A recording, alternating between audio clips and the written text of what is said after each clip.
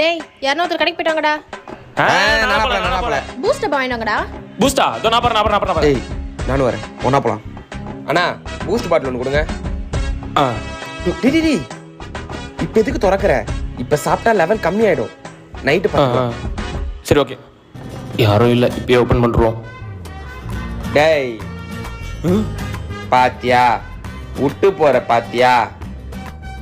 பாரதியார் என்ன சொல்லிக்கிறாரு? ஓடி விளையாடு பாப்பா, பூசு துண்ணும் போது விட்டு போவாத பாப்பா சொல்லியிருக்காரா இல்லையா? 2 பேரும் சாப்பிடலாம்ண்ணா, ஷேரிங். ஆ ஒன்றா சாப்பிடலாம்.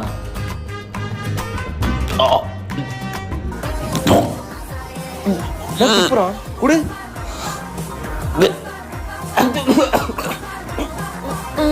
மா பூஸ்ட் நல்லாவே இல்லம்மா.